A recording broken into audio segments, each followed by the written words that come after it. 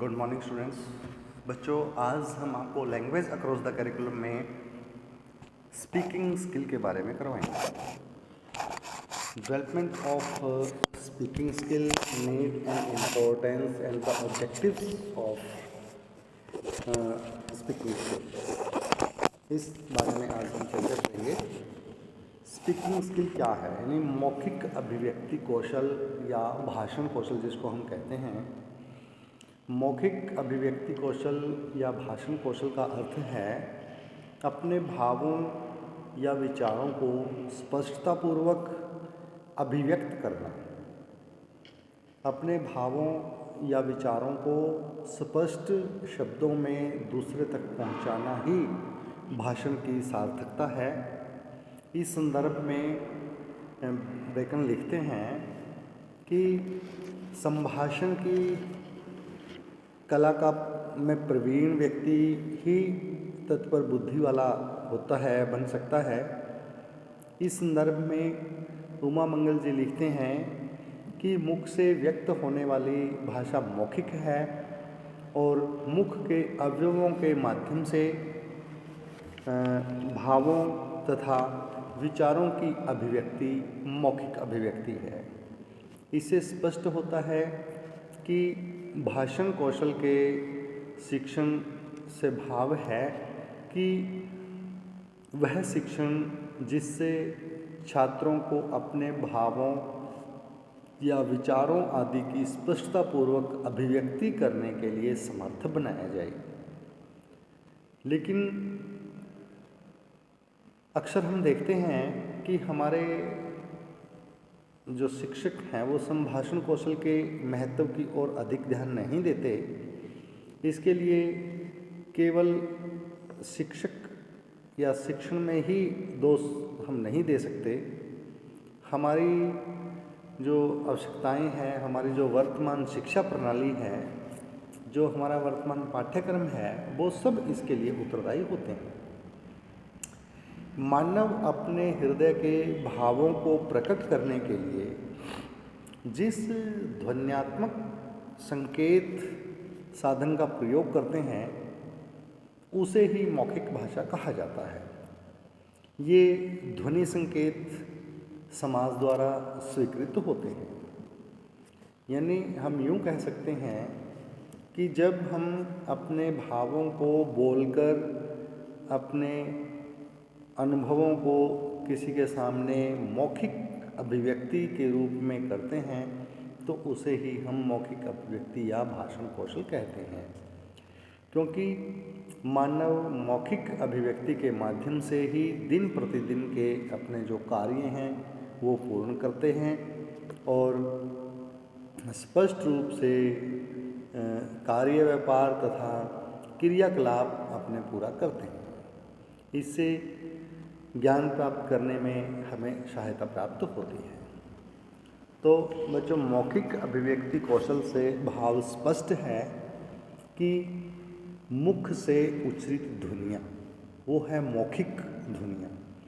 लेकिन मौखिक अभिव्यक्ति कौशल से जहाँ तक भाव आता है, केवल मुख से ध्वनियों को उच्चरित करना ही नहीं, ध्वनियों को सार्थक रूप में प्रयोग करना, ध्वनियों का ऐसा चयन करना कि जिससे सुनने वाले की संतुष्टि हो सके, जिससे मन के भावों को स्पष्ट रूप से दूसरे के सामने व्यक्त किया जा सके।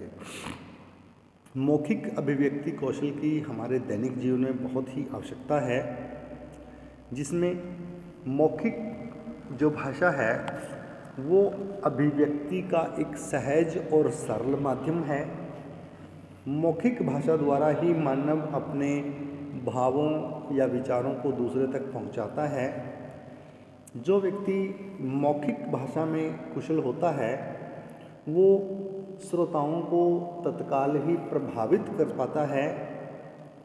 और इस संदर्भ में हम लोकप्रिय नेताओं के भाषणों का उदाहरण दे सकते हैं या ले सकते हैं। दैनिक जीवन तथा उसके कार्यकलापों की मौखिक अभिव्यक्ति का एक बहुत सरल माध्यम है।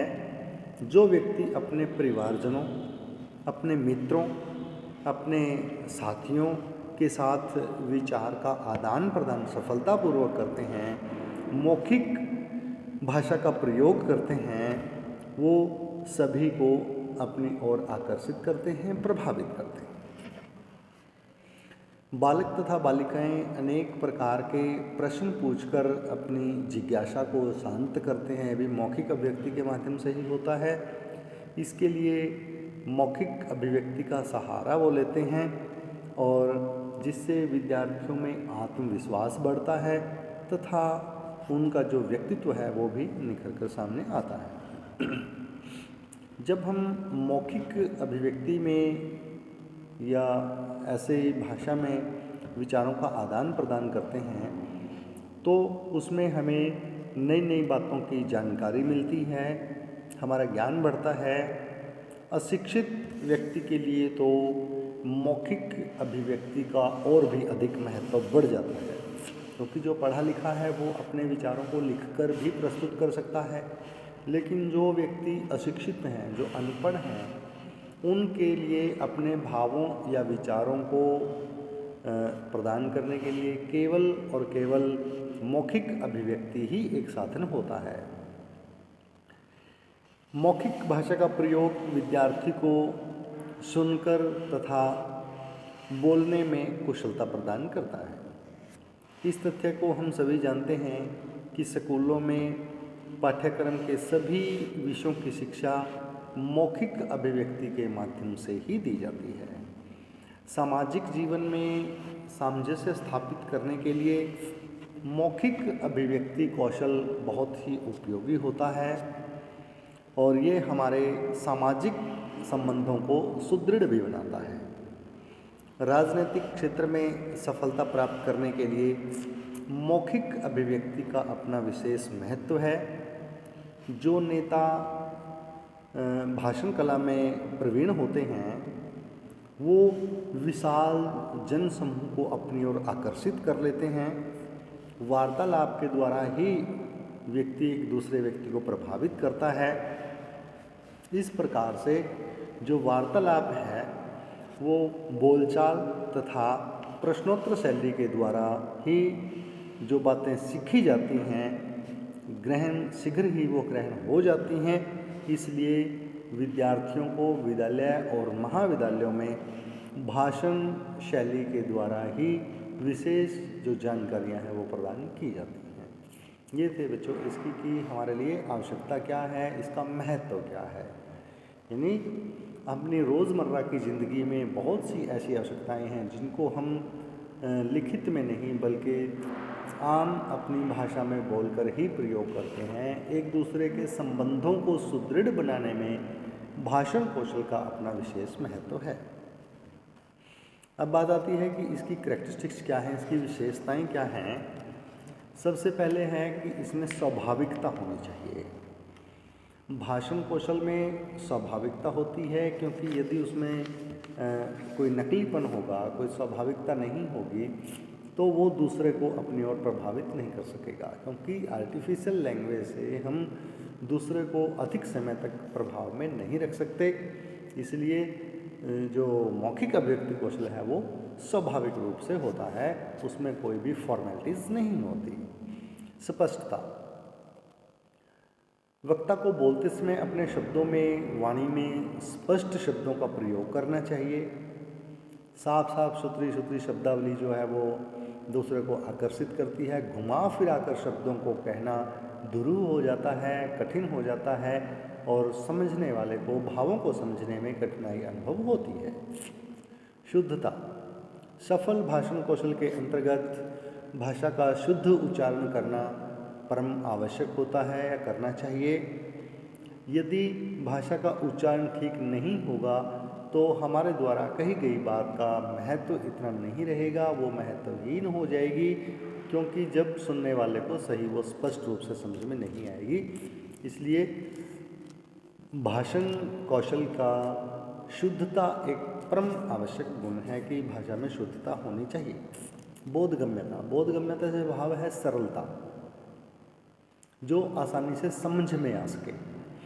ऐसे शब्दों का चयन करना, ऐसी भाषा को बोलना, जो बात हम कहना चाहते हैं, जो भाव हम व्यक्त करना चाहते हैं, उन भावों को उसी रूप में दूसरा सुनने वाला भी ग्रहण करे, वो भाषा की बोधगम्यता होती है।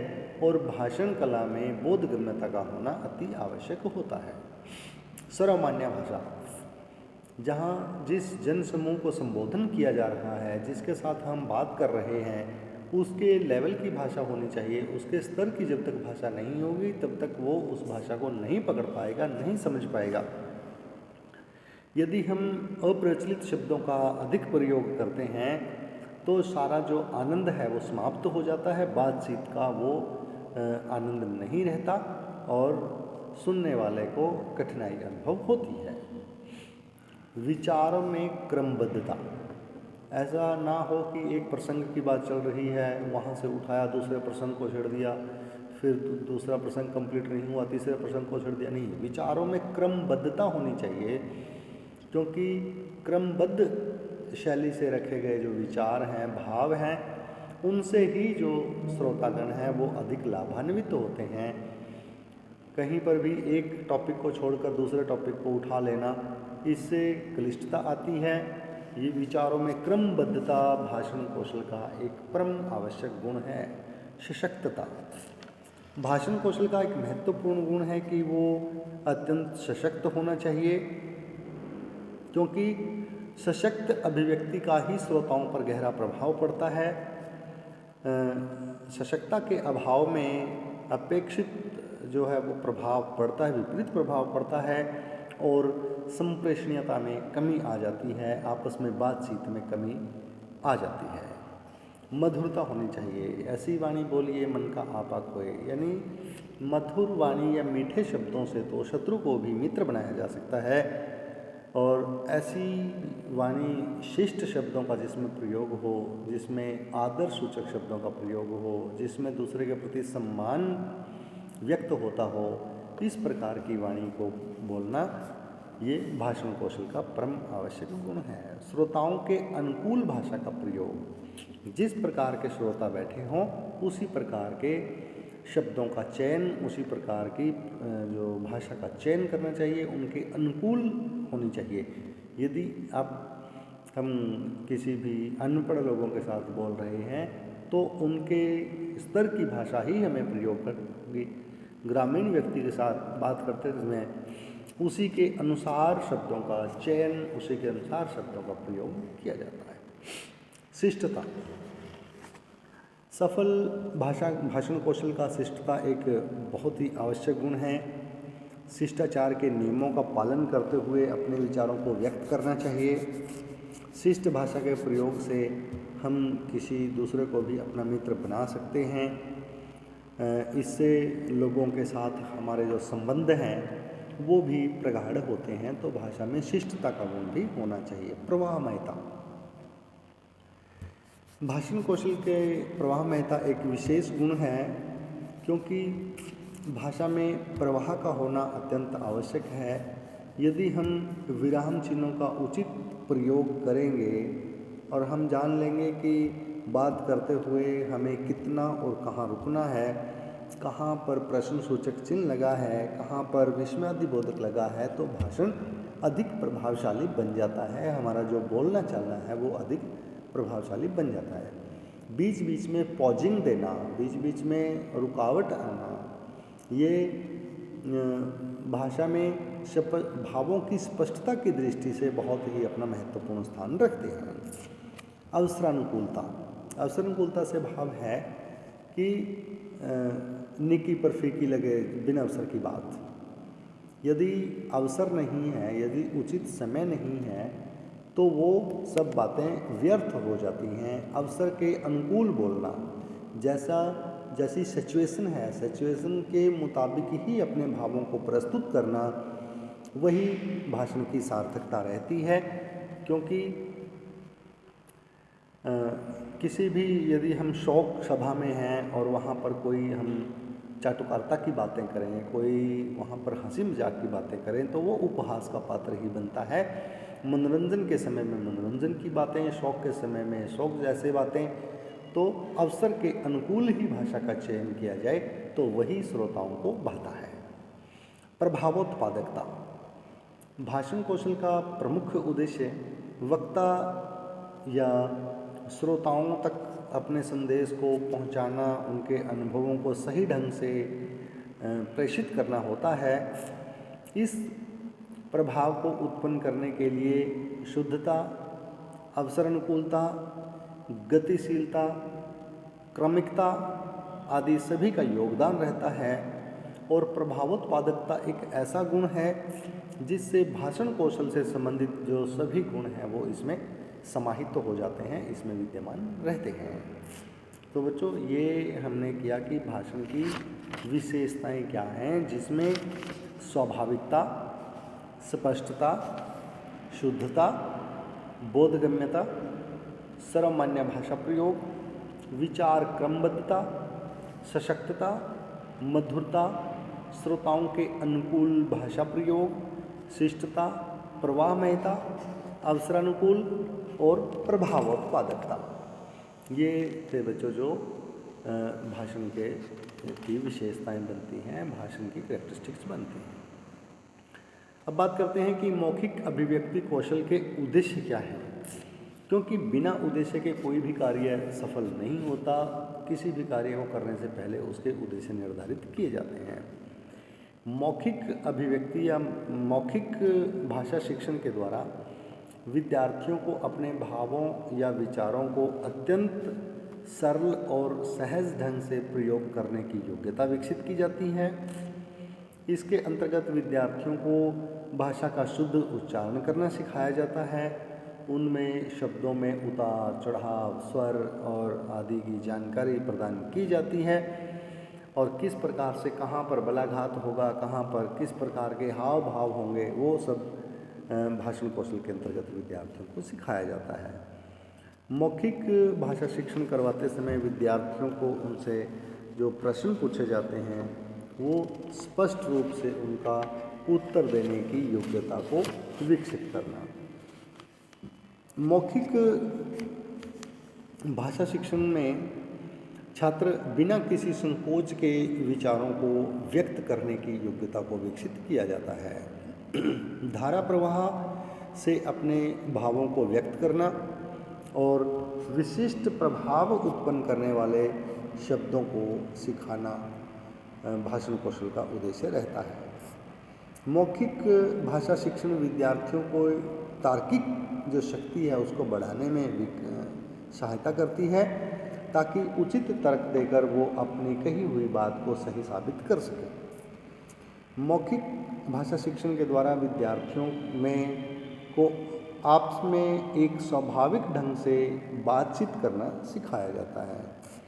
विद्यार्थियों को शिष्टता के नियमों का पालन करते हुए मधुर वाणी में अपनी बातों को स्पष्ट करने के लिए या मौखिक अभिव्यक्ति करने के लिए कहा जाता है या सिखाया जाता है।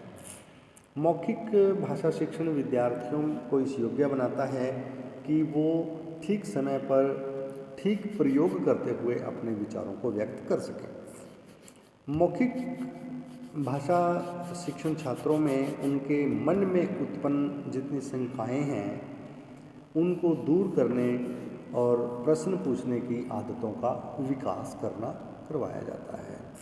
ये थी बच्चों की भाषण कौशल के उद्देश्य क्या हैं। आज हमने आपको मौखिक अभिव्यक्ति कौशल क्या है, मौखिक अभिव्यक्ति कौशल की आवश्यकता, महत्व, इसकी विशेषताएं और उद्देश्यों के बारे में चर्चा की। कल हम मौखिक अभिव्यक्ति से संबंधित ही अपना जो दूसरा टॉपिक है जिसके अंतर्गत मौखिक अभिव्यक्ति कौशल की जो टेक्निक्स हैं और conversational and the aural skill हैं, मौखिक अभिव्यक्ति कौशल की जो संप्रेषणात्मक जो कार्य हैं उनके बारे में हम चर्चा करेंगे। आज के लिए इतना ही। धन्यवाद।